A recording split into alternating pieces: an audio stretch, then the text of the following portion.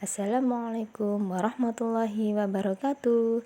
Kali ini kita akan belajar indahnya ketetapan Allah Subhanahu wa Ta'ala, yang mana kita akan belajar makna iman kepada qada dan qadar, jenis-jenis takdir dan contohnya, sikap terhadap takdir Allah Subhanahu wa Ta'ala, serta hikmah beriman kepada qada dan qadar.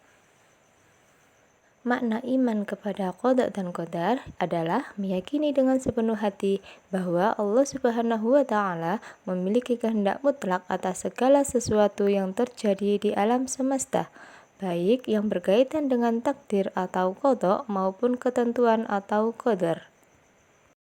Qada adalah ketetapan Allah Subhanahu wa Ta'ala terhadap segala sesuatu yang berkaitan dengan makhluknya sejak zaman azali atau sebelum alam semesta diciptakan. Qada merupakan takdir Allah Subhanahu wa Ta'ala yang tidak dapat diubah. Sedangkan qadar adalah perwujudan atau ketentuan hukum Allah atas semua makhluk yang Ia ciptakan jika syaratnya terpenuhi. Qadar sering disebut takdir.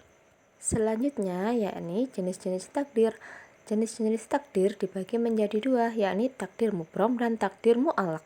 Takdir mubrom adalah takdir yang bersifat pasti dan tidak dapat diubah oleh manusia. Ketetapan ini berada di luar kemampuan manusia untuk mempengaruhi atau mengubahnya. Sedangkan takdir mu'allaq adalah takdir yang bergantung pada usaha, doa, atau ikhtiar manusia. Ketetapan ini dapat berubah jika seseorang berusaha atau berdoa dengan sungguh-sungguh. Contoh dari takdir mubrom yakni kelahiran dan kematian seseorang. Selanjutnya seperti jenis kelamin, jodoh, orang tua biologis, atau bencana alam. Contoh dari takdir mubrom sedangkan contoh takdir mu'allaq yaitu ketika seseorang rajin belajar, maka ia akan meraih kesuksesan, dan sebaliknya. Apabila seseorang malas untuk belajar, maka ketika dia besar akan mengalami yang namanya kegagalan. Jadi, takdir mu'allaq itu bisa dirubah sesuai dengan ikhtiar dan juga doa kita. Lalu, bagaimana sikap kita terhadap takdir Allah? Yang pertama, beriman dan menerima takdir dengan ikhlas. Yang kedua, berusaha dan bertawakal. Yang ketiga, sabar dalam menghadapi takdir yang buruk. Yang keempat, bersyukur atas nikmat Allah.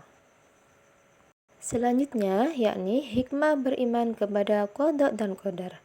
Yang pertama, meningkatkan optimisme dan kepercayaan diri. Percaya bahwa semua yang terjadi sesuai kehendak Allah untuk kebaikan. Yang kedua, mendorong usaha maksimal. Memahami bahwa takdir Allah tidak meniadakan usaha manusia. Yang ketiga, menumbuhkan sikap sabar dan tawakal. Sabar menghadapi ujian dan tawakal setelah berusaha. Yang keempat, menghindari sifat sombong dan putus asa. Sombong atas keberhasilan dan putus asa karena kegagalan dapat dicegah dengan usaha manusia. Demikian penjelasan singkat tentang materi indahnya ketetapan Allah. Sampai jumpa di pertemuan dan pembahasan selanjutnya. Wassalamualaikum warahmatullahi wabarakatuh. See you.